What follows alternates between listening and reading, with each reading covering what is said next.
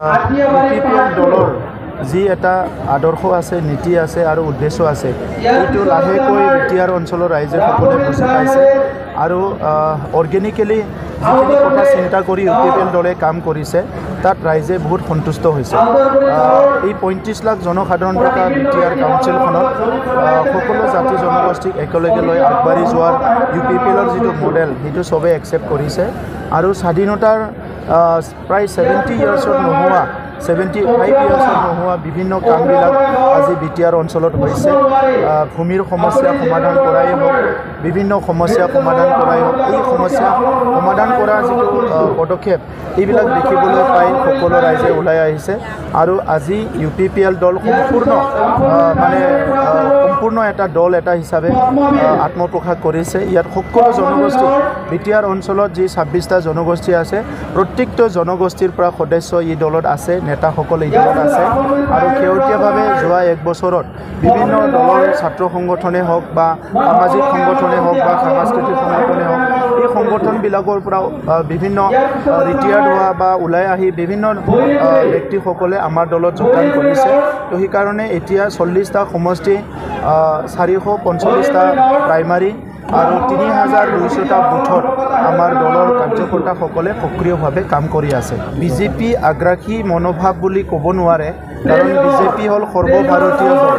এইকাৰণে ভাৰতৰ চাৰিসীমাৰ ভিতৰত বিজেপি দলেতো ৰাজনীতি কৰিবই, তো সেইটো আপুনি আগ্ৰাসী বুলি ক'লে নহ'ব।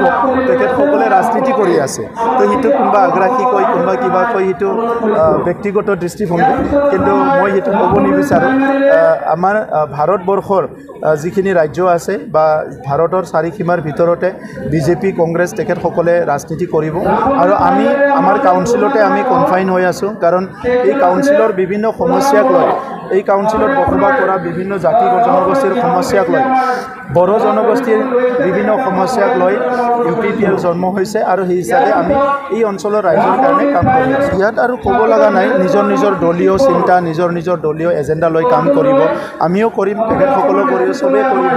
আৰু ইলেকশ্যনটোতো বহুত দিন আছে, 4 মাহ আছে আৰু তো ছেপ্টেম্বৰত যদি আমি ইলেকশ্যন পাতোঁ, তো 4 মাহত বহুতখিনি কাম কৰিব লগা আছে ৰাইজৰ। মই এটা কথা ক'ব বিচাৰোঁ, আজি ভাৰতৰ গণতন্ত্ৰটো মাদাৰ অফ ডেম'ক্ৰেচি বুলি কোৱা হৈছে, মানে পৃথিৱীৰ ভিতৰতে সৰ্বশ্ৰেষ্ঠ গণতন্ত্ৰ। গতিকে আজিৰ তাৰিখত আমি ভাৰতীয় মানুহবিলাকে যোনে নেকি ভাৰতৰ গণতন্ত্ৰটো ইমান ওপৰলৈ লৈ গ'ল, ভাৰতীয় মানুহবিলাকে নিৰ্বাচনটো লৈ পেলাই ইমান হুলুচ তুলুচ কৰিব লাগে বুলি মই নাভাবোঁ। আজিকালি ভোটাৰসকলে বা ৰাইজে যথেষ্ট মেচিউৰ হৈছে, গতিকে তেখেতসকলে সিদ্ধান্ত ল'ব, আমি হুলুচ তুলুচ কৰিলেও নকৰিলেও, কোনে ভাল কাম কৰিছে, কোনে ভাল চিন্তা কৰিছে, ইয়াৰ ওপৰত বিচাৰ কৰি ৰাইজে সিদ্ধান্ত ল'ব।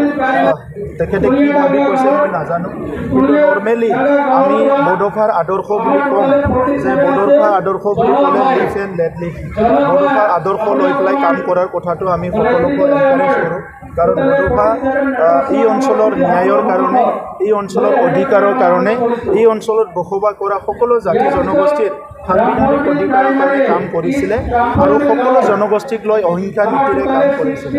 গতিকে আজি আমি নিখিল বড়ো ছাত্ৰ সন্থাত বহুত দিন ময়ো কাম কৰি আহিছোঁ, তেখেতৰ আদৰ্শটো আমি বুজি পাওঁ আৰু সেইকাৰণে আজিৰ সময়ত চবেই একচেপ্ট কৰিছে যে বড়োফাৰ যিটো আদৰ্শ সেইটো হ'ল লিভ এণ্ড লেট লিভ, জীয়াই থাকিব আৰু জীয়াই থাকিব।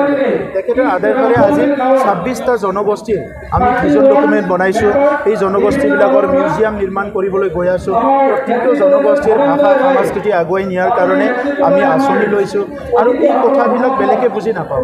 বেলেগে বড়োফা বুলি ক'লে এজন ব্যক্তি বুলি ভাবিব পাৰে, কিন্তু বড়োফা আজি জাতিৰ পিতা মহাত্মা গান্ধীয়ে ভাৰতবৰ্ষৰ কাৰণে যিবিলাক কথা কৈ গ'ল, ঠিক তেনেধৰণৰ বড়োফা আমাৰ অঞ্চলৰ কাৰণে কোনোবা একচেপ্ট কৰে না নকৰে নাজানো, কিন্তু আমাৰ অঞ্চলৰ কাৰণে বড়োফাই যিখিনি নীতি আদৰ্শ শিকাই থৈ গ'ল, যি কাম কৰি থৈ গ'ল, সেইটো সৰ্বোচ্চ বুলি আমি ভাবোঁ। আৰু সেই পথেদি আগবাঢ়ি আহি আজি বড়োসকলে 3টাকৈ চুক্তি কৰিলে নিজক প্ৰতিষ্ঠা কৰিবলৈ, ভাষা সংস্কৃতি অস্তিত্বলৈ প্ৰতিষ্ঠা কৰিবলৈ আমি সফল হৈছোঁ। গতিকে এই কথাটো কোনে কেনেকৈ উপস্থাপন কৰিব বিচাৰে মই নাজানো, ময়ো দেখিবলৈ পাইছোঁ। গতিকে বড়োফাক কোনে কেনেকৈ ক'ব বিচাৰে সেইটো তাৰ কথা, কিন্তু বড়োফাক আমি আত্মাৰ পৰা, বড়ো জনগোষ্ঠীয়ে হওক বা এই অঞ্চলৰ বিভিন্ন জনগোষ্ঠীয়ে হওক, আমি আত্মাৰ পৰা তেখেতক শ্ৰদ্ধা কৰোঁ।